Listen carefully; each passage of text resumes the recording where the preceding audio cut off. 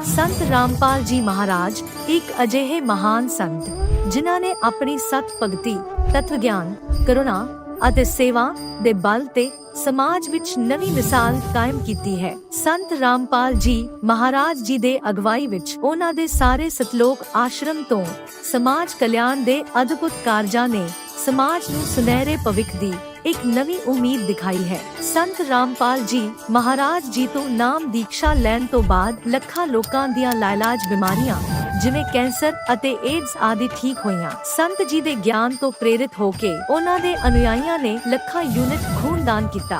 संत जी ने ਲੱਖਾਂ ਭੈਣ बेटियां दे दहेज मुक्त विआह करवाए। संत जी ने ਲੱਖਾਂ लोकां दा नशा छुड़ाया, करोड़ां उजड़े परिवार वसे। संत जी दे आश्रमां विच समागमां दे दौरान निशुल्क अखां दा इलाज ਅਤੇ दंदां दा इलाज कीते जांदे हन। संत रामपाल जी महाराज ਵੱਲੋਂ ਸਮੇਂ-ਸਮੇਂ ਤੇ ਵਾਤਾਵਰਣ ਸੰਭਾਲ ਮੁਹਿੰਮ ਦੇ ਤਹਿਤ ਵੱਡੇ ਪੱਧਰ ਤੇ ਰੁੱਖ ਲਗਾਏ ਜਾਂਦੇ ਹਨ। ਸੰਤ ਜੀ ਨੇ ਲੋੜਵੰਦਾਂ ਨੂੰ ਤੁਰੰਤ ਸਹਾਇਤਾ ਪਹੁੰਚਾਉਣ ਲਈ ਮੁਫਤ ਐਂਬੂਲੈਂਸ ਸੇਵਾ ਸ਼ੁਰੂ ਕੀਤੀ। संत जी अपने अनुयायियों ਨੂੰ ਦੇ ਦਾਨ ਲਈ ਪ੍ਰੇਰਿਤ ਕਰਦੇ ਹਨ, ਜਿਸ ਨਾਲ ਮਾਨਵਤਾ ਦੀ ਸੇਵਾ ਅਤੇ ਸਿਹਤ ਸੇਵਾਵਾਂ ਦੇ ਖੇਤਰ ਵਿੱਚ ਸੁਧਾਰ ਹੋ ਸਕੇ। संत रामपाल जी महाराज जी दे सारे आश्रमां विच हर रोज मुफ्त भंडारा आयोजित किया जाता है, जिथे हर धर्म, हर वर्ग अते हर जात दे लोग इकट्ठे बैठ के भोजन करते हैं।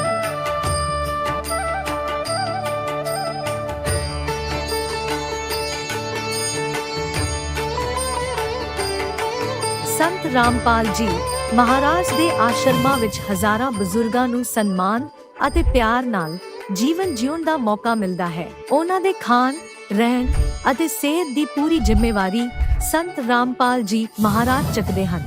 ਅਨਾਥ ਬੱਚਿਆਂ ਲਈ ਸੰਤ ਰਾਮਪਾਲ ਜੀ ਮਹਾਰਾਜ ਦੇ ਸਾਰੇ ਆਸ਼ਰਮ ਕਿਸੇ ਵਰਦਾਨ ਤੋਂ ਘੱਟ ਨਹੀਂ ਹਨ। ਇੱਥੇ ਉਹਨਾਂ ਨੂੰ ਪੜ੍ਹਾਈ, ਸੰਸਕਾਰ ਅਤੇ ਭਵਿੱਖ ਲਈ ਬਿਹਤਰ ਮੌਕੇ ਪ੍ਰਦਾਨ ਕੀਤੇ ਜਾਂਦੇ ਹਨ। ਚਾਹੇ ਹੜ੍ਹ ਹੋਵੇ, ਭੂਚਾਲ ਹੋਵੇ ਜਾਂ ਮਹਾਮਾਰੀ, ਸੰਤ ਰਾਮਪਾਲ ਜੀ ਮਹਾਰਾਜ ਅਤੇ ਉਹਨਾਂ ਦੇ ਅਨੁਯਾਈ ਲੋੜਵੰਦਾਂ ਲਈ ਸਭ ਤੋਂ ਅੱਗੇ ਖੜੇ ਰਹਿੰਦੇ ਹਨ। ਕੋਵਿਡ ਮਹਾਮਾਰੀ ਦੇ ਦੌਰਾਨ ਸੰਤ ਰਾਮਪਾਲ ਜੀ ਮਹਾਰਾਜ ਦੇ ਆਸ਼ਰਮਾਂ ਤੋਂ ਕਰੋੜਾਂ ਲੋਕਾਂ ਲਈ ਖਾਣਾ, ਦਵਾਈਆਂ ਅਤੇ ਜੀਵਨ ਰੱਖਿਅਕ ਸਮੱਗਰੀ ਉਪਲਬਧ ਕਰਵਾਈ ਗਈ। ਚਾਹੇ ਗਰੀਬਾਂ ਦੀ ਮਦਦ ਹੋਵੇ ਜਾਂ ਸ਼ੋਸ਼ਿਤ ਅਤੇ ਪੀੜਿਤ ਵਰਗ ਦੇ ਹੱਕਾਂ ਅਤੇ ਸਨਮਾਨ ਦੀ ਲੜਾਈ, ਸੰਤ ਰਾਮਪਾਲ ਜੀ ਮਹਾਰਾਜ ਨੇ ਹਮੇਸ਼ਾ ਹੀ ਉਹਨਾਂ ਦੀ ਦਬੀ ਆਵਾਜ਼ ਨੂੰ ਸਰਕਾਰਾਂ ਤੱਕ ਪਹੁੰਚਾਇਆ ਹੈ ਅਤੇ ਉਹਨਾਂ ਨੂੰ ਉਚਿਤ ਨਿਆਂ ਦਿਵਾਉਣ ਵਿੱਚ ਅਹਿਮ ਭੂਮਿਕਾ ਨਿਭਾਈ ਹੈ। ਸਮਾਜ ਵਿੱਚ ਅਧਿਆਤਮਿਕ ਅਤੇ ਸਮਾਜਿਕ ਮੁੱਲਾਂ ਪ੍ਰਤੀ ਜਾਗਰੂਕਤਾ ਲਿਆਉਣ ਲਈ ਸੰਤ ਰਾਮਪਾਲ ਜੀ ਮਹਾਰਾਜ ਹਰ ਕਦਮ ਤੇ ਮਾਨਵਤਾ ਦੇ ਸੱਚੇ ਸੇਵਕ ਸਾਬਤ ਹੋਏ ਹਨ। ਸੰਤ ਰਾਮਪਾਲ ਜੀ ਮਹਾਰਾਜ ਦਾ ਜੀਵਨ ਸਾਨੂੰ ਸਿਖਾਉਂਦਾ ਹੈ ਕਿ ਸੱਚੀ ਸੇਵਾ ਉਹੀ ਸੇਵਾ ਹੈ ਜੋ ਨਿਸਵਾਰਥ ਭਾਵ ਨਾਲ ਕੀਤੀ ਜਾਵੇ। ਆਓ ਅਸੀਂ ਵੀ ਇਸ ਸੇਵਾ ਦੇ ਮਹਾਨ ਕਾਰਜ ਵਿੱਚ ਇਸ ਮਹਾਨ ਸੰਤ ਨਾਲ ਜੁੜੀਏ ਅਤੇ ਸੰਤ ਰਾਮਪਾਲ ਜੀ ਮਹਾਰਾਜ ਤੋਂ ਨਾਮ ਉਪਦੇਸ਼ ਲੈ ਕੇ ਆਪਣੇ ਜੀਵਨ ਨੂੰ ਧਨ ਬਣਾਈਏ।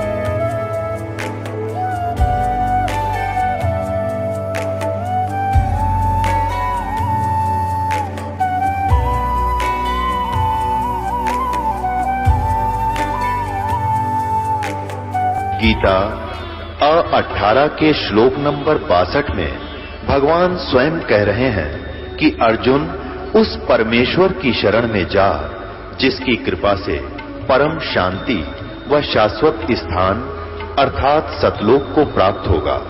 वो परमेश्वर कौन है, कहां है, कैसा है, जानने के लिए कृपया अवश्य सुनिए जगत गुरु तत्वदर्शी संत रामपाल जी महाराज के अमृत वचन। दर्शकों, आज का समाज चाहे खुद को कितना भी विकसित, शिक्षित और समझदार मान ले, लेकिन यह कड़वी सच्चाई है कि सदियों से चली आ रही पाखंड और कुप्रथाओं का अंत करने में अभी तक कोई भी सफल नहीं हुआ है।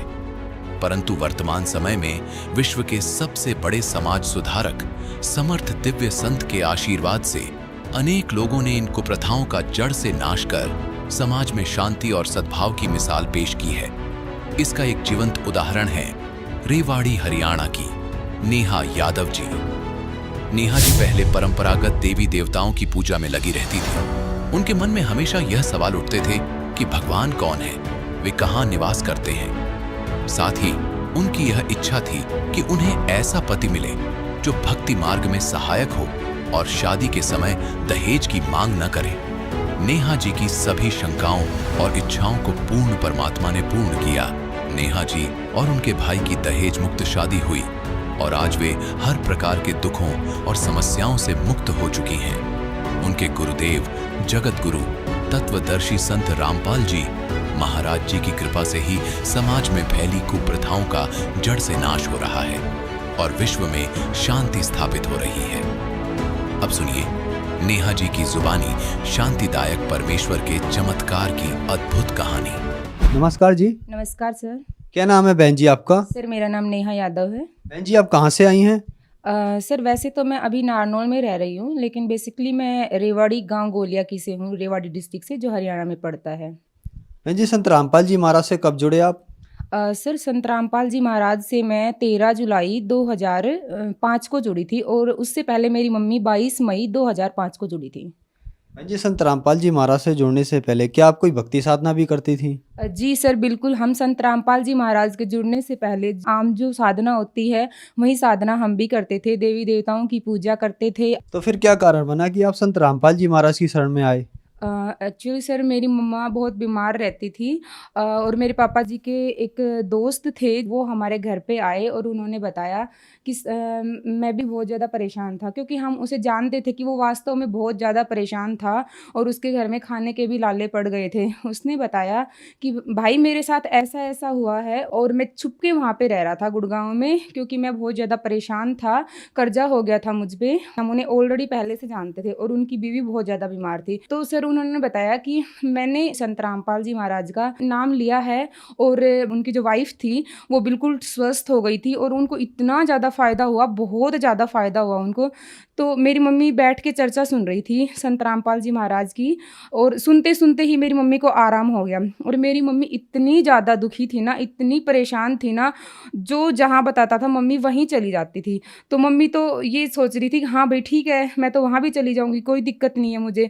तो उसने बताया कि बहन जी आप चलिए और वहाँ पे सब सुविधा है, आपको किसी चीज़ की परेशानी नहीं, खाने की भी वहाँ पे अच्छी सुविधा है, आप वहाँ पे एक बार चल के देखो। तब हम संत रामपाल जी महाराज की शरण में गए थे। संत रामपाल जी महाराज की शरण में आने के बाद आपको क्या लाभ प्राप्त हुए? सर संत रामपाल जी महाराज की शरण में आने के बाद तो इतने लाभ प्राप्त हुए हैं कि शायद हमने दुख ही नहीं देखा है और उससे पहले हमने सुख नहीं देखा था। संत रामपाल जी महाराज की शरण में सबसे पहले तो हमें मनुष्य जन्म का लाभ हुआ, जो कि आत्मिक शांति मिली और दुखों से छुटकारा मिल गया, ग्रह क्लेश से छुटकारा मिल गया, हमें भगवान मिल गए। क्योंकि जब मैं छोटी थी तो मुझे ज़्यादा तो नहीं पता था, लेकिन मैं हमेशा ये सोचती थी कि ऊपर भगवान कहाँ है, ये तो बादल है, तारे हैं, फिर ये मूर्ति है। मतलब मुझे बड़ा अजीब सा लगता था कि यार ये कैसे भगवान है, और मतलब मुझे इरिटेट सा होता था उन भगवानों को देख के। उनके बारे में जब मैं सोचती थी कि इस तरह से दूध बिखेरना शिव जी के ऊपर और शिवलिंग, अजीब सा नाम लगता था मुझे, बड़ा ही अजीब लगता था। तो मतलब मेरे मन में हमेशा सवाल उठते रहते थे कि भाई क्या भगवान कौन है। तो संत रामपाल जी महाराज की शरण में हम जब गए तो मेरी मम्मी ने नाम लिया सबसे पहले, और मेरी मम्मी गई, बोली अगर मैं ठीक होंगी तो करूँगी, नहीं तो मैं नहीं करूँगी। कोई कहता था कि कुछ करवा रखा है, कोई कहता था कि भूत का साया है, कोई कहता था कि सवामणी बोल रखी है। इतनी सारी रिपोर्ट मैंने खुद फेंकी है मेरी मम्मी की। तो संत रामपाल जी महाराज से उपदेश लेने के बाद वो ठीक हो गई।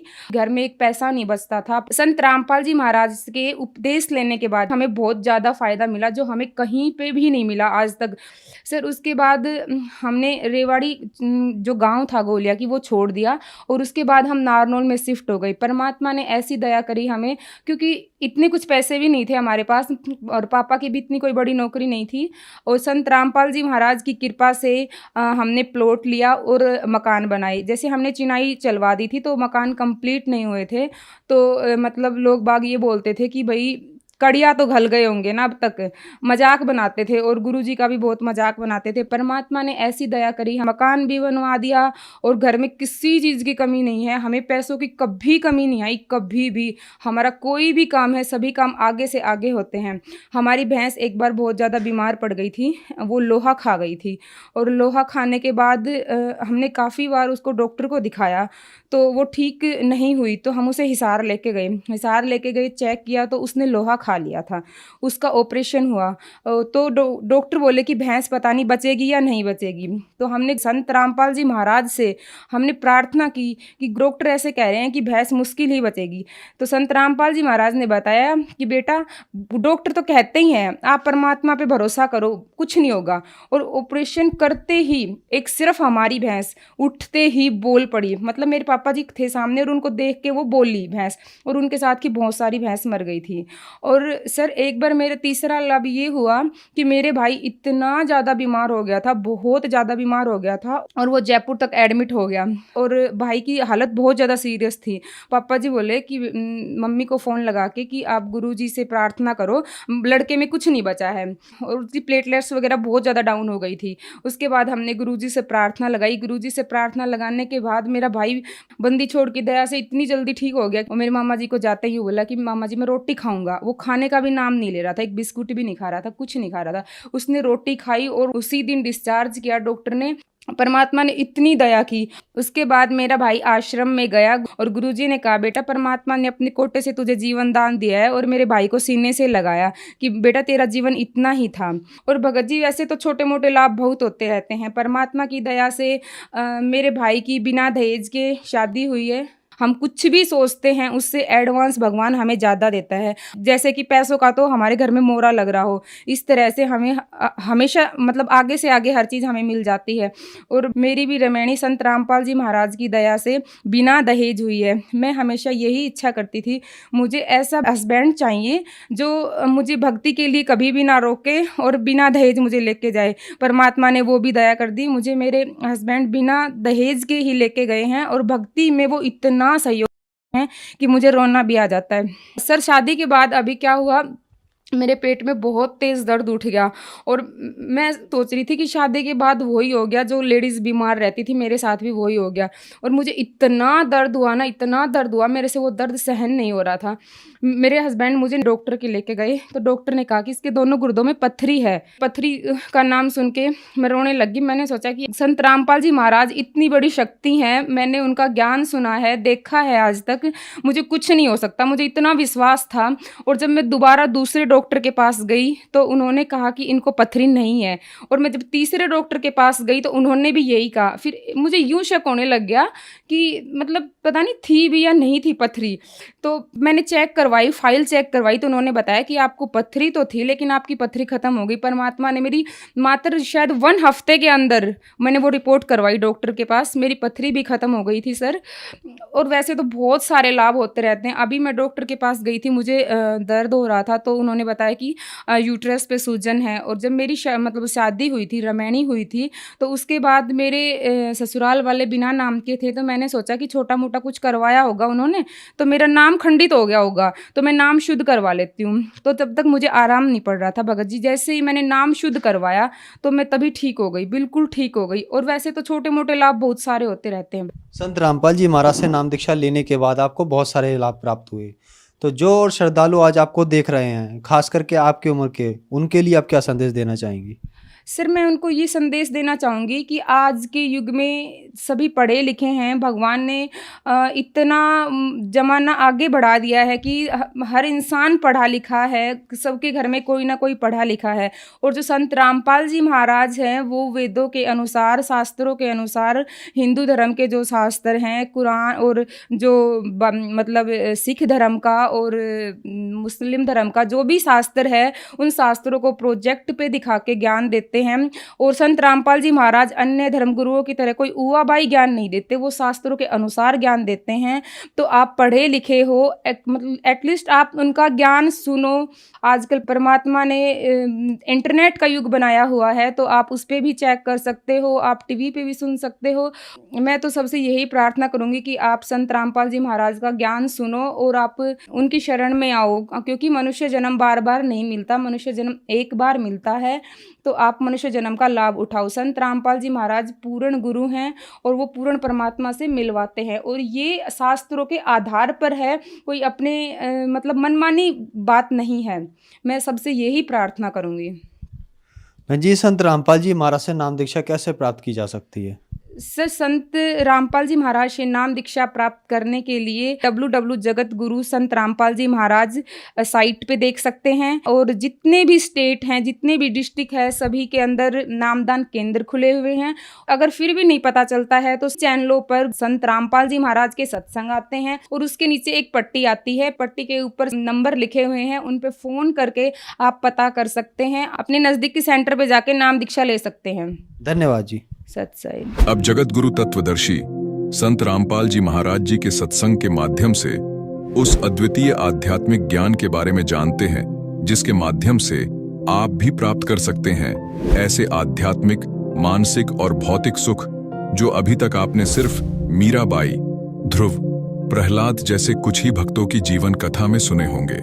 अब सुनिए तत्वदर्शी संत के संग शास्त्र अनुकूल भक्ति सत्संग, ऐसा अद्वितीय आध्यात्मिक ज्ञान जिसका है सर्वधर्मों के पवित्र शास्त्रों में प्रमाण। अब क्या बताते हैं, अब ये सारे प्रमाण हो गए कि कबीर परमात्मा, वेदों में लिखा कि परमात्मा कहता है कि मेरा भेद है वेदों में पूरा, और ब्रह्म की उत्पत्ति मैंने की काल की, इस ब्रह्म की। और वही खुद अपने सूक्ष्म वेद में 600 वर्ष पहले कहा था, वेद मेरा भेद है मना वेदन के माही, यानी जिस इन वेदों में मेरे पाने की विधि नहीं है, लेकिन महिमा मेरी ही है सारी। अब ये दास फिर उसी टॉपिक पर आता है कि आदरणीय गरीबदास साहिब जी की जो वाणी प्रकट हुई, उन्होंने उसकी पूर्ति की है। कबीर सागर में भी छुपी नहीं रही बात कि वो कह रहे, रामानंद जी ने कहा नहीं, ये दूत शब्द बीच में है, वो कहते उन्हें पता नहीं था वो कौन था, भगवान का भेजा हुआ कोई दूत आया था, वो बता गया कुंवारी गाय पर थपकी मार देगी। तो यहाँ रामानंद जी ने कहा कि उन्होंने कबीर सागर में लिखा है कि बछिया जाए बैल नहीं लागा, वो गाय लाओ जो अनटच हो, कुंवारी गाय हो। और यहाँ क्या कहते हैं गरीबदास जी, शिव उतरे शिवपुरी से अवगत बदन विनोदे, मैं के कमल खुशी बहे लिया ईश को गोदे। उस परमात्मा को गोदी में ले लिया भगवान शिव जी ने। और शिव उतरे शिवपुरी से चल कर आए और वहाँ बच्चे को गोद में लिया। नजर नजर से मैं गई किया ईश प्रणाम, धन मोमन धन पूर्णा ये धन का सीनी काम। दोनों भगवानों की जब नजर नजर से मैं मिली तो शिव जी समझ गए ये कोई परम शक्ति है, बड़ा सिद्ध पुरुष है, इतनी नवीना ज्ञान है कि ये कौन थे। फिर जैसे परमात्मा ने आदेश दिया, कहा शंकर भगवान से कि ऐसे ऐसे इनको कहो कुंवारी गाय लावें और उसके ऊपर आप अपना हाथ रख देना। तो गरीबदास जी कहते, अनब्यावर को दूहत है दूध दिया तत्काल, पीवे बालक ब्रह्म गति ता शिव भय दयाल। तो इससे सिद्ध हो गया कि कबीर सागर बता रहे हैं, कबीर साहब की जो लीला पुरातन है। और फिर परमात्मा गरीबदास साहिब जी को मिले, अपनी महिमा अनुसार आते हैं, अच्छी आत्माओं को मिलते हैं, उनको ज्ञान देते हैं। फिर उन श्रेष्ठ आत्माओं में से जिनको परमात्मा मिले थे, गरीबदास जी ने यही बताया है कि परमात्मा ने कुंवारी गाय का, बिना ब्याई गाय का दूध पिया। तो अब ये कंसेप्ट ये क्लियर करना चाहता है दास कि कबीर इज गॉड। सभी सदग्रंथ उनका समर्थन कर रहे हैं और आंखों देखा संत बता रहे हैं गरीबदास जी कहते हम सुल्तानी नानक तारे दादू को उपदेश दिया, जात जुलाहा भेद न पाया, काशी माहे कबीर होया। ये अनंत कोट ब्रह्मांडे का एक रति नहीं भार, सतगुरु पुरुष कबीर हैं ये कुल के सिरजनहार। बोलो सतगुरुदेव।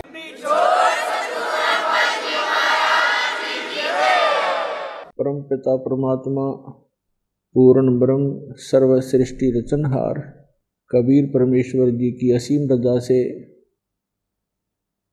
आप चंद पुण्यात्माएं सत्संग सुनने के लिए उपस्थित हुए।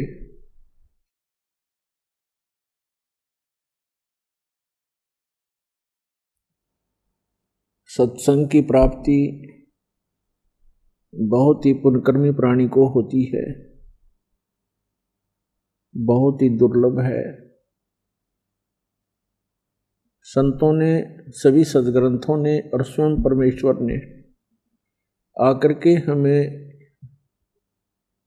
एक विशेष चेतावनी दी है कि भाई ये मनुष्य जीवन बार बार प्राप्त नहीं होता, मानुष जन्म दुर्लभ है, ये मिले न बारंबार, जैसे तरवर से पत्ता टूट गिरे वो बहुर नहीं लगता डार। ये इतना दुर्लभ बताया है कि ये बार बार प्राप्त नहीं होता मानव शरीर, और एक बार आपके हाथ से छूट गया मृत्यु होगी, उन्हें आपको ये प्राप्त नहीं हो पाएगा आसानी से। बहुत समय उपरांत कभी आपको फिर सुअवसर प्राप्त होगा मानव शरीर धारण करने का, और प्रत्येक बार मानव शरीर प्राप्त भी हुआ। मानव शरीर का उद्देश्य क्या है, इसकी जानकारी ना होने से, इसकी सफलता ना मिलने से ये असंख्यों जन्म भी मानव के मिल जाए उनका कोई लाभ नहीं, यूज नहीं, व्यर्थ है।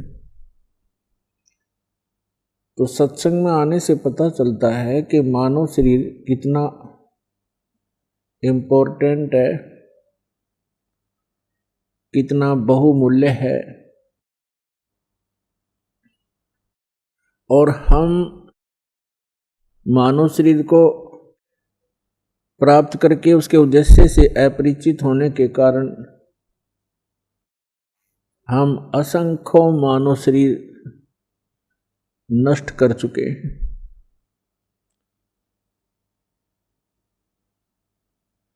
मनुष्य शरीर प्राप्त प्राणी के लिए सबसे पहला काम है कि वो पूर्ण गुरु की खोज करे, और पूर्ण गुरु की पहचान क्या है यह हमारे सद्ग्रंथ भी बताते हैं, और महापुरुषों के अमृत वचन भी इसका निर्णय करते हैं कि पूर्ण सद्गुरु कौन होगा। तो सबसे पहला काम है मनुष्य जीवन का भक्ति करना। उसके बाद जो अपना निर्वाह है वो तो प्रत्येक प्राणी कर रहे हैं, पशु भी करते हैं, पक्षी भी करते हैं, जैसे तैसे डाकू चोर भी निर्वाह करते हैं, शरीफ व्यक्ति भी अपना निर्वाह ही कर रहे होते हैं, राजा बनकर भी निर्वाह ही किया करते हैं। लेकिन मनुष्य जीवन की सफलता तब तक सुलभ नहीं है जब तक पूर्ण परम संत ना मिलेंगे और सत साधना प्राप्त नहीं होगी। सतगुरु मिल जाने के बाद, सच्चा सतगुरु मिल जाने के बाद फिर सर्व मानव शरीर के लिए आवश्यक मोक्षदायक वस्तुएं प्राप्त हो जाती हैं, तत्व ज्ञान भी मिलता है, वो रियल मोक्ष मंत्र, रियल वास्तविक मोक्ष मंत्र भी मिलते हैं। फिर साधक को याद दिलाया जाता है कि मनुष्य जीवन बड़ी मुश्किल से प्राप्त होता है, साधना काल के अंदर मर्यादा बहुत अनिवार्य होती है। तो सभी प्लस और माइनस पॉइंट, सभी फॉल पॉइंट्स बताए जाते हैं। और जो साधक सतगुरु के वचनों को आधार बनाकर अपनी भक्ति साधना जीवन रूपी सफर में यात्रा करता है, वो पुण्यात्मा सफल हो जाता है। तो सबसे पहले मनुष्य जीवन, उसके बाद गुरु पूरा हो, और फिर चेला भी सूरा हो। सूरा माने सूरवीर। सूरवीर का मतलब ये नहीं है कि लठ बजाने वाला हो, गोली चलाने वाला हो। सूरवीर उसको कहते हैं भक्ति मार्ग में जो संसारिक परंपराओं के सामने हथियार न डाले।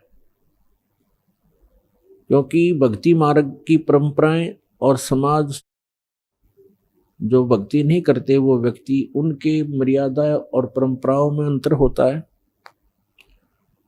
और भगत के लिए सबसे बड़ी बाधा है वो परंपराएं ही हुआ करती हैं। वो परंपराएं जगत के लिए तो ठीक होंगी, लेकिन भगत के लिए वो गलत होती है। इसलिए सभी महापुरुषों ने कहा कि लोक लाज मर्याद जगत की तृण जो तोड़ बगावे। जब कोई राम भक्त गत पावे, लोक लाज ना कीजिए निर्भय हो रही है, ये मन संतों दीजिए तो गोविंद पाइए। परमात्मा कबीर जी कहते हैं कि कुल करनी के कारण कुल अपने कुल की मर्यादाओं में फंसकर भक्ति मर्यादाओं को खंड कर देने से इस भक्त का जो जीवन वो नाश हो जाता है। उसके लिए परमात्मा कहते हैं कुल करनी के कारण हंसा गया बिगोए। बिगोए माने भक्ति नाश कर ली उसने अपनी, यदि कुल करनी की तरफ, मर्यादाओं की तरफ देखकर। और फिर ये कुल क्या कर लेगा जब तू चार पांव का हो?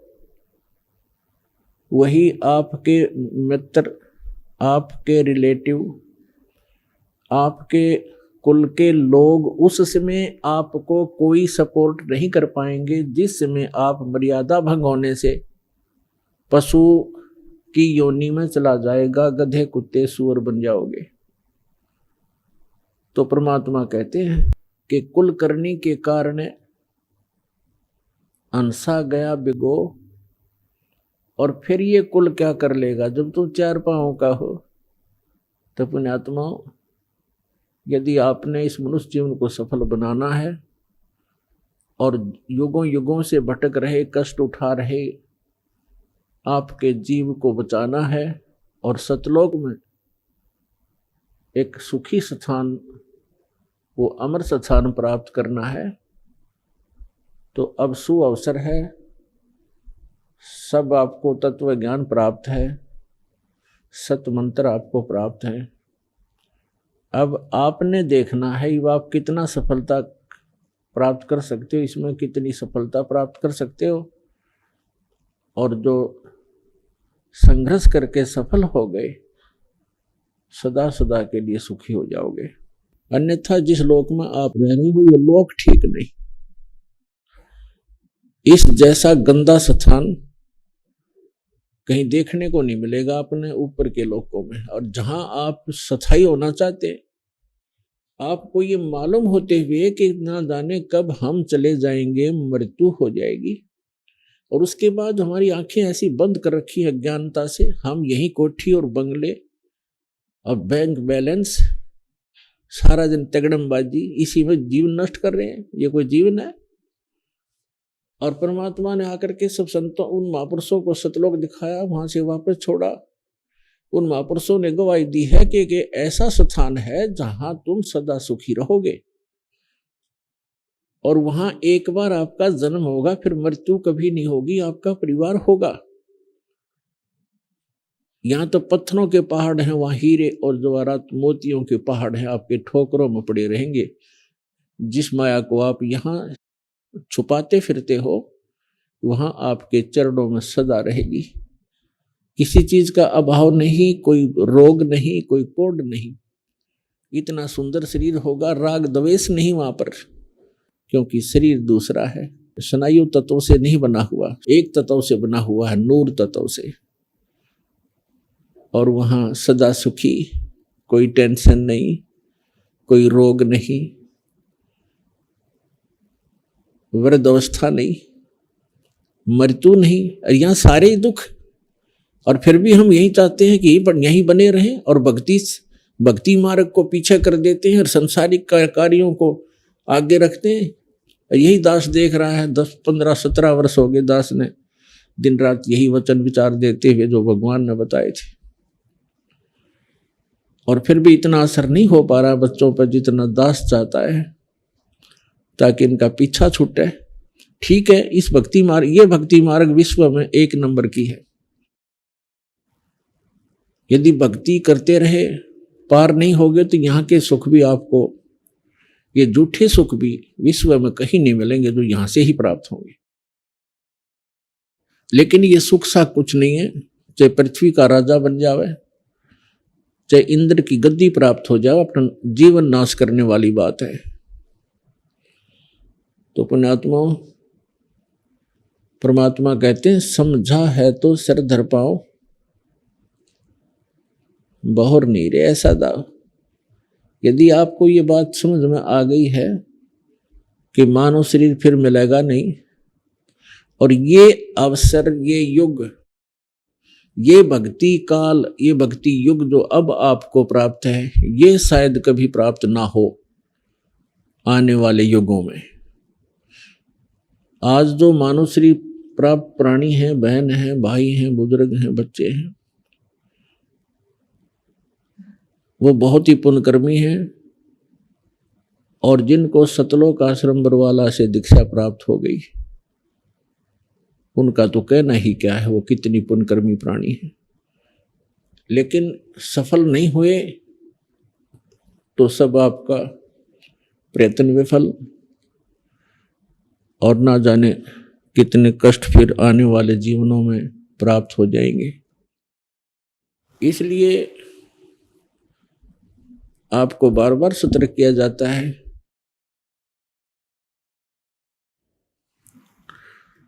कि जिस लोक में आप रह रहे हो ये लोक ठीक नहीं। हम क्या मांगते हैं परमात्मा से?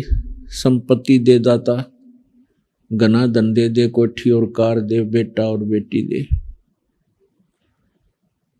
परमात्मा कहते हैं ये तो मैं आप ही दे दूंगा, तुम्हें मांगने की भी आवश्यकता नहीं पड़ेगी, जिस दिन आपका हृदय निर्मल हो जाएगा और मेरे ऊपर समर्पित हो जाओगे। लेकिन जो तुम मांगने आते हो वो वस्तु मांगने की नहीं है।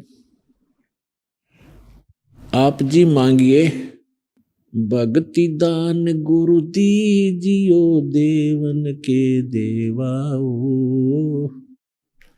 भक्ति दान गुरु दीजियो, देवन के देवाओ। जन्म पाया भूलूं नहीं, करहूं पद सेवा हो। जन्म पाया भूलूं नहीं, करहूं पद सेवा हो। भक्ति दान गुरु दीजियो, देवन के देवाओ। भक्ति दान गुरु दीजियो, देवन के देवाओ। जन्म पाया भूलूं नहीं, करहूं पद सेवा हो। जन्म पाया भूलूं नहीं, करहूं पद सेवा हो। तीर्थ व्रत मैं नहीं करूँ ना, मंदिर पूजाओ। तीर्थ व्रत मैं नहीं करूँ ना, देवल पूजाओ। मनसा वाचा कर्मणा, मोहे और न दूजा हो। मनसा वाचा कर्मणा, मोहे और न दूजा हो। भक्ति दान गुरु दीजियो देवन के देवाओ। भक्ति दान गुरु दीजियो देवन के देवाओ। जन्म पाया भूलूं नहीं करहूं पद सेवा हो। अष्ट सिद्धि और नौ निधि बैकुंठ का वासाओ। अष्ट सिद्धि और नौ निधि बैकुंठ का वासा हो। सो मैं तुमसे न मांगता सब थोथरी आशाओ। सो मैं तुमसे न मांग हूँ सब थोथरी आशा हो। भक्ति दान गुरु दीजियो देवन के देवा हो। भक्ति दान गुरु दीजियो देवन के देवा हो। जन्म पाया भूलूं नहीं करहूं पद सेवा हो।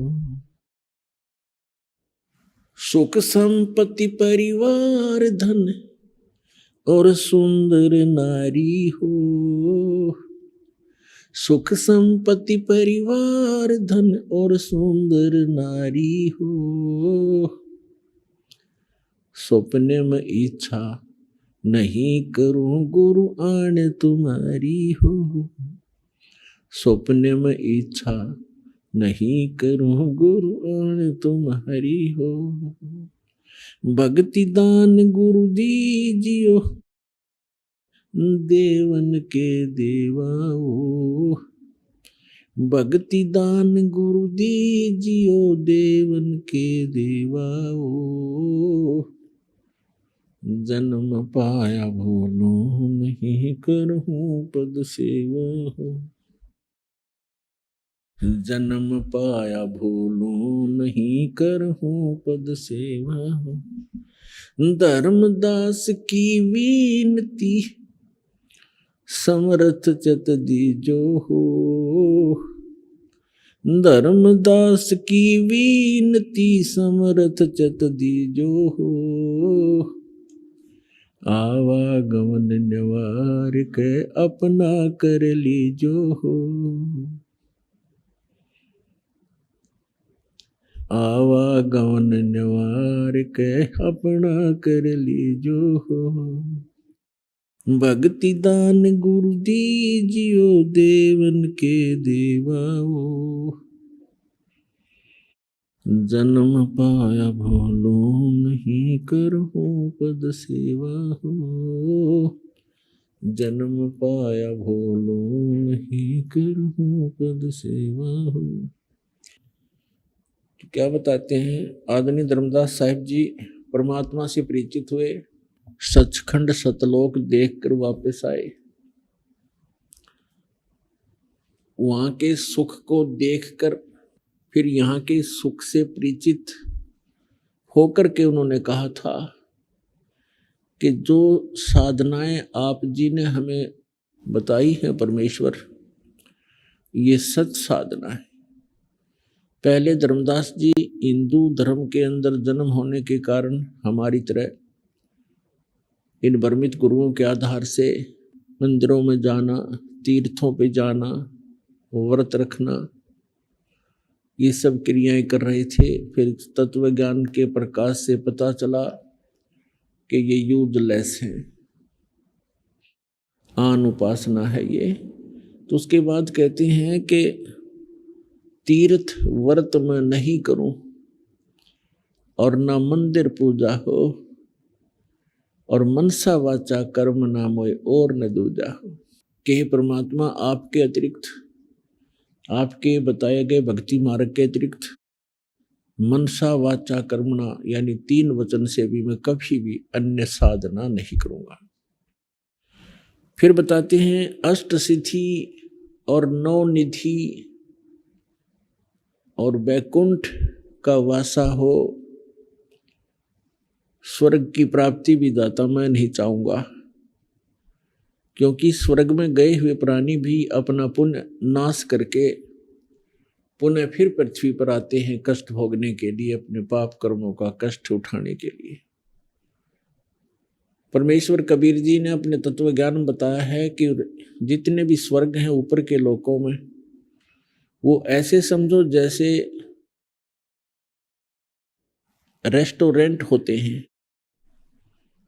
जैसे गर्मियों के मौसम में धनी लोग कुल्लू मनाली शिमला साइड में चले जाते हैं, 50-60 हज़ार रुपये ले जाते हैं 2 महीने के लिए।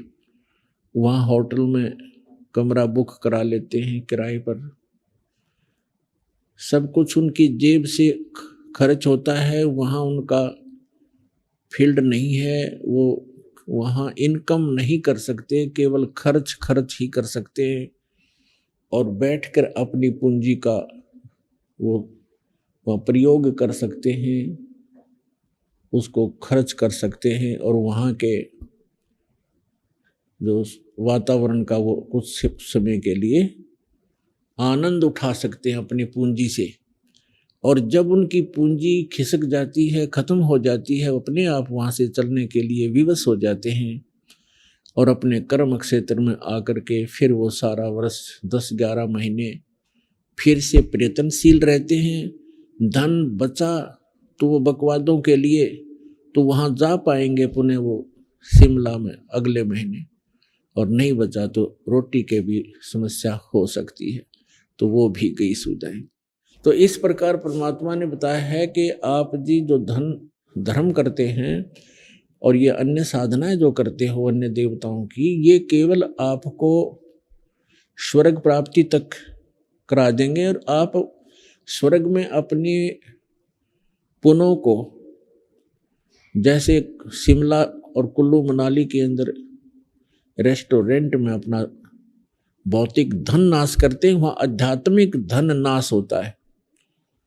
और वहाँ के होटल के मालिक जो भी देव हैं वो आपसे चार्जिंग लेते हैं आपके पुण्यों से और वहाँ का किराया लेते हैं, तब आपको वहाँ की सुविधाएं उपलब्ध करा देते हैं और अपनी पूंजी अपने पुण्य को नाश करके समाप्त करके प्राणी पुनः फिर यहीं पृथ्वीलोक पर गधे कुत्ते सुअर की योनि में भटक रहा होता है। तो यहाँ क्या बताते हैं कि अष्ट सिद्धि और 9 निधि वैकुंठ का वासा हो, स्वर्ग का निवास भी मुझे नहीं चाहिए। सो मैं तुमसे न मांग हूं, सब थोथरी आशा हो। ये सब थोथी आशाएं हैं, ये यूजलेस हैं, ये स्थायी सुख नहीं है। तो कहने का भाव है, परमात्मा कहते हैं सर्व सोने की लंका थी वो रावण से रणधीरम, एक पलक में राज बिराजी जम के पड़े जंजीरम। सर्व सोने की लंका थी रावण से रणधीरम, एक पलक में राज बिराजी फिर जम के पड़े जंजीरम। देखो, हम यदि किसी के पास 200 ग्राम गोल्ड हो जाता है तो फूला नहीं समावे, 6 जगह छुपावे हैं, और पता नहीं के सोचा फिर उसके बारे में यूं कर दूं यूं कर दूं।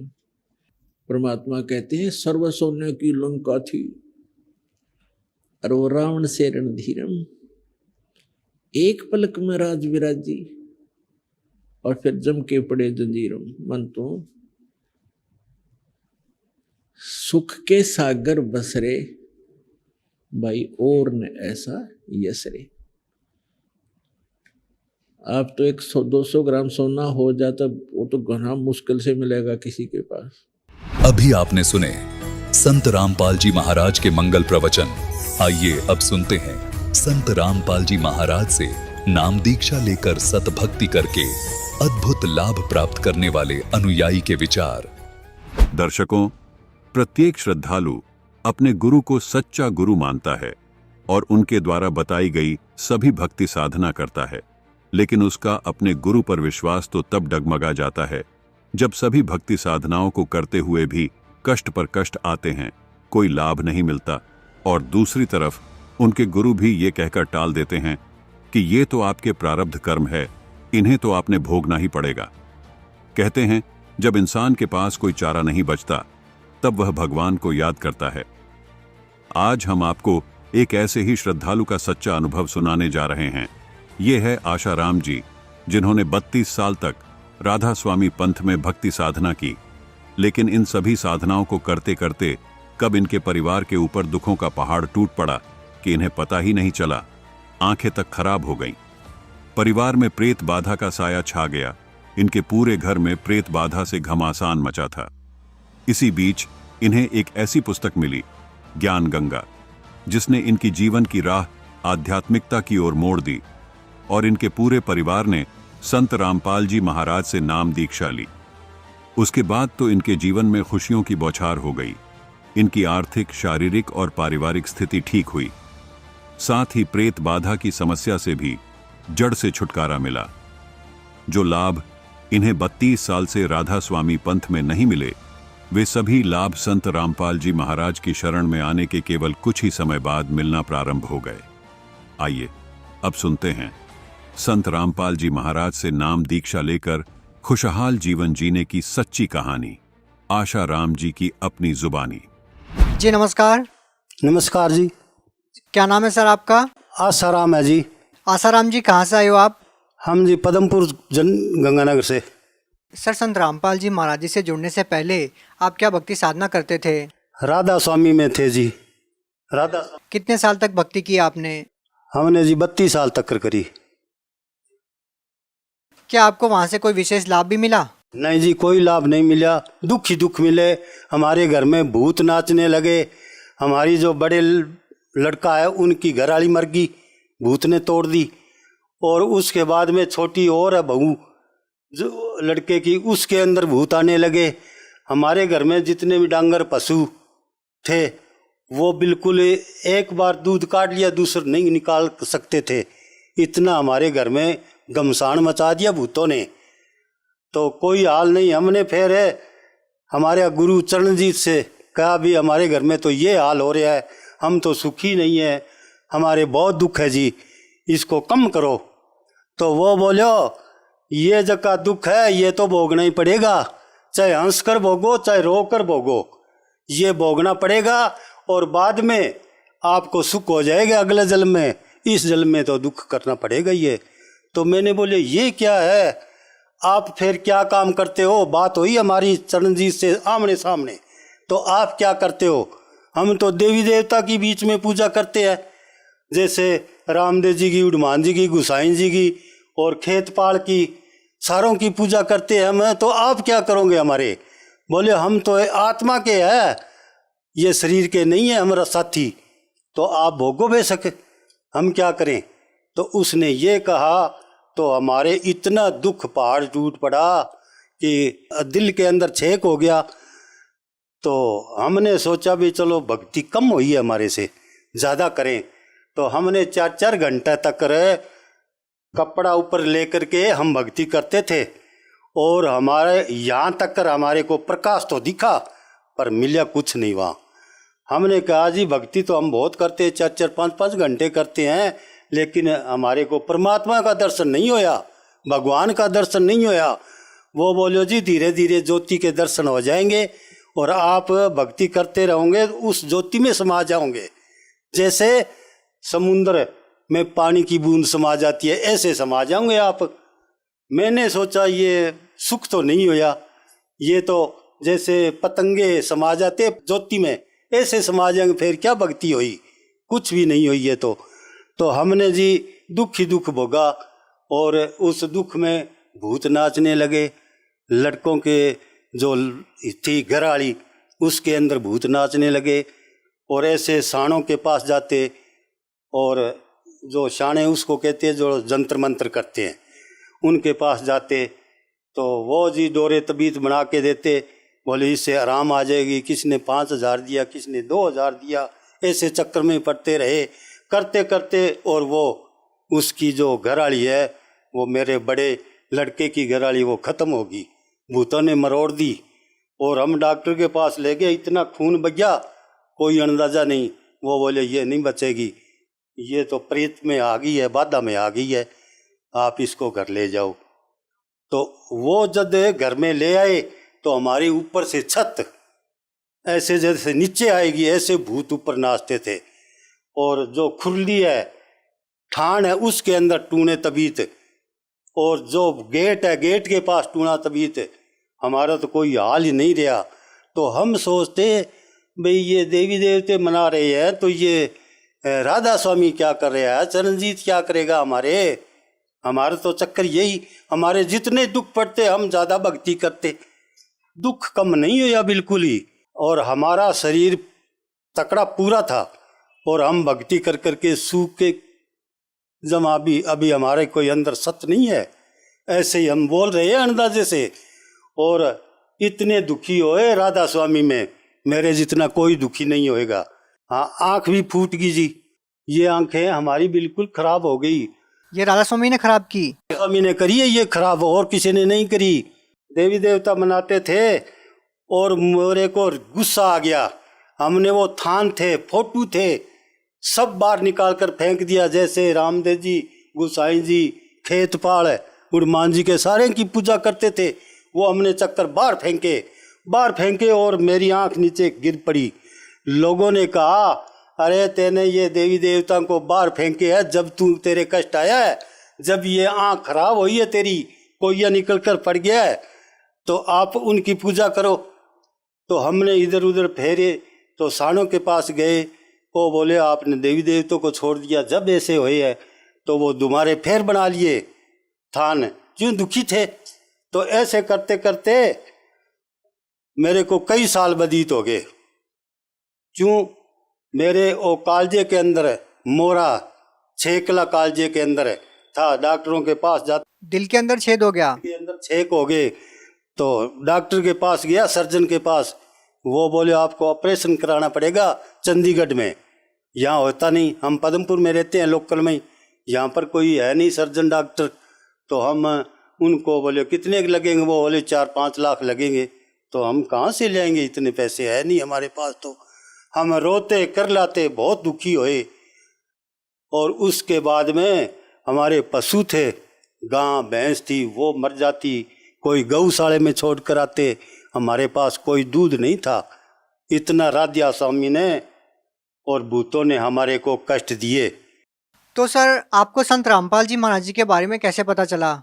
संत रामपाल जी महाराज को ऐसे हमारे को पता लगा कि मेरे को ज्ञान गंगा किताब मेरा लड़का लेकर आया था, और वो किताब मैंने पढ़ी। उसमें था भाई भगवान आया हुआ है, परमात्मा आया हुआ है, इनसे नाम ले लो और आपका कल्याण हो जाएगा। तो हमने वो सारी किताबें पढ़ी, और किताब पढ़कर हम लड़के को कहा, लड़की को कहा, भाई भगवान तो ये है बरवाड़ा में संत रामपाल जी, तो आपके समझ में आता है तो आप चलो मेरे साथ में, आप चलते हैं। तो मेरी लड़की, मेरा जुआई और मेरा लड़का और मेरे घर, और लड़के की घरवाली और मेरे घरवाली भगतमती, हम सारे चल पड़े। हमारी बहनें भी चल पड़ी, हमारे को पता ही नहीं था कहाँ है वो, कहाँ नहीं है। तो हमने फिर फ़ोन किया पवन दास को, टीबी वाले को, भाई हम किधर जाएं। इन्होंने बताया कि इधर जाओ रेलगाड़ी में और आगे आपको मिल जाएगा। तो वहाँ पर हमने जाकर देखा तो वहाँ पर लंगर है, रोटी, नहाने धोने का साबन है, सारी सुविधा, बिस्तरे ओढ़ने पैरने के। और हम वहाँ राधा स्वामी के तो बिस्तर बांध कर सिर पर जाते थे, आपके बिस्तर, आपकी रोटी, आपका सारा कुछ राधा स्वामी में। और वहाँ पर मिला तो हमने अचंभा होया, भाई भगवान तो यहीं है, यहाँ सारा कुछ मिलता है। और न वहाँ पर नशा, तम्बाकू, कोई नशा नहीं, बीड़ी नहीं, शराब नहीं। क्या राधा स्वामी पंथ में नशा किया जाता था? हाँ, वहाँ पर जी हम बीड़ी पीते थे। आप वहाँ पर कोई रुकावट नहीं थी, ढूंढ उपाड़ते बाहर जा करके धुआं निकालते। क्योंकि अब गुरुजी कहते हैं संत रामपाल जी का हुक्का पिया करता था वो, तो हमारे को कैसे रोके बीड़ी पीते को, हम पिया करते थे।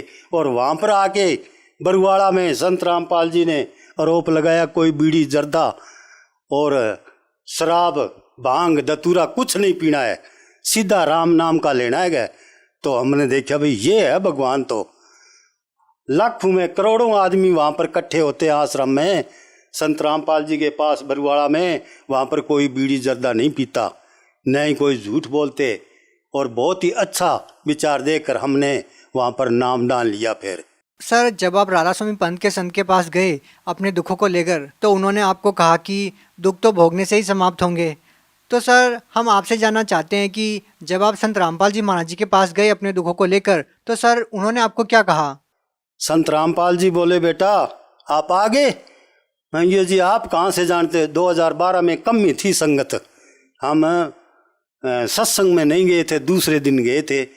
तो वहाँ पर उसने संत रामपाल जी ने हमारे को ऐसे आशीर्वाद दिया। हम बोले जी हम तो राधा स्वामी से वहाँ से आए हैं, ब्यास से। बोले हैं, उन्होंने तो कर्म बिगाड़ दिया आपका, रोग देखो आपके कितने लगाए हैं, अब बेटा कोई रोग नहीं भोगना पड़ेगा। तो मैं ठीक है जी, अभी हमारे को रोग नहीं भोगना पड़े तो हम सुखी हो जाएंगे।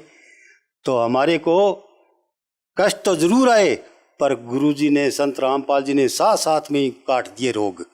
एक बार थायरिंग रोग हो गया था, तो हमने वहाँ पर जा कर के कहा, गुरुजी हमारे को पानी भी नहीं पिया जाता, थायरिंग रोग बताते हैं डॉक्टर, तो हम तो मरने के लिए तैयार है।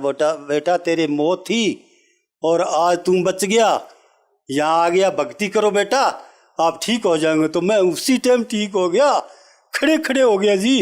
इतना मेरे को सुख दिया संत रामपाल जी ने। आपका थायराइड खत्म हो गया एकदम से? खत्म हो गया। मैंने फिर सरकारी डॉक्टर के पास गया, चेक कराया, डॉक्टर जी देखो मेरे रोग है क्या? आप कहते थे उम्र भर गोली खानी पड़ेगी। उसने देख करके हैरान हो गया, बोले ऐसे कैसे कट गई? मैंने कहा हमारा गुरु है संत रामपाल जी, बरवाड़े में रहते हैं, उन्होंने आशीर्वाद देकर हमारे को रोग काट दिया। और ये जो एक पुस्तक ज्ञान गंगा, तो उस डॉक्टर ने, सरकारी ने पुस्तक ली मत्थे के लगाकर, बोले वाह जी वाह बहुत अच्छे है फिर तो आपके। और क्या लाभ मिले सर? तो मरा हुए को जिया दिया, तो और इनसे ज़्यादा क्या लाभ हो सकता है जी। मेरे लड़की के घर गया हुआ था और मेरा छोटा लड़का भी साथ में था, और शाम का टाइम था, थोड़ा थोड़ा दर्द होने लगा। तो मैंने कहा, लड़के को भूरादास है उसका नाम, वो बोलिया, मैं उसको बोलिया भाई मेरे को ले चलो डॉक्टर के पास। तो एक पास ऐसे लड़की ने पकड़ रखा था, एक पास लड़के ने, 2 ही कदम चला और मेरे एकदम बेहोश हो गया। बेहोश हो करके ख़त्म ही हो गया। ख़त्म होने के बाद में ज़मीन पर गिर पड़ा, उनसे समझा नहीं मैं। तो बाद में पड़ोसी बाज कर आए, बोले क्या हो गया इसके, क्या हो गया? बोले कुछ नहीं करते करते, और मेरी लड़की ने और लड़के ने और पड़ोसियों ने उठाकर मंजी पर डाला मेरे को। तो मेरी लड़की ने अमृत जल दिया मेरे को और बोला मेरे पिताजी को जिंदा कर दो परमात्मा संत रामपाल जी। और मेरे मुंह में अमृत जल डालते ही और मेरे को होश आ गया 1 घंटे बाद में, और सब ने खुशी मनाई और बोले हम हमारे परमात्मा कबीर जी की, परमात्मा संत रामपाल जी की सब पर छाया है, हमारे कुछ नहीं होएगा।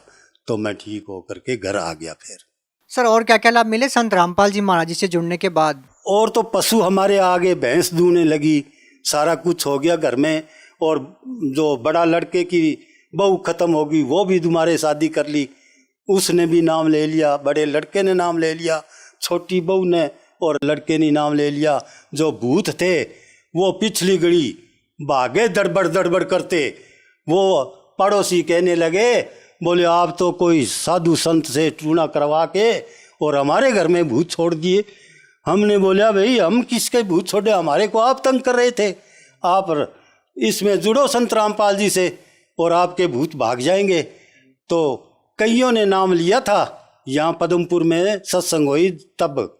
सर राधा स्वामी पंथ में करोड़ों लोग आज भी जुड़े हुए हैं जो उनके द्वारा बताई गई भक्ति साधना को कर रहे हैं, हालांकि वो लोग आज भी कष्ट में हैं। तो सर आप उन लोगों को क्या संदेश देना चाहेंगे? हम उनको यही कहेंगे भाई आप सत्संग सुना करो टीवी में, और उनके नीचे जो नंबर आते हैं वो नंबर आप पढ़ करके और नामदान लो संत रामपाल जी से, और किताबें पढ़ो, सत्संग सुनो, और आप नामदान लो तो सुखी हो जाएंगे हमारी तरह, और हम भी सुखी हो गए। बहुत बहुत धन्यवाद सत साहेब।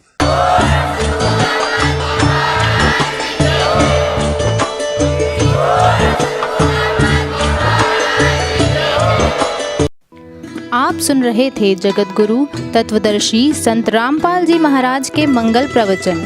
अधिक जानकारी के लिए संपर्क करें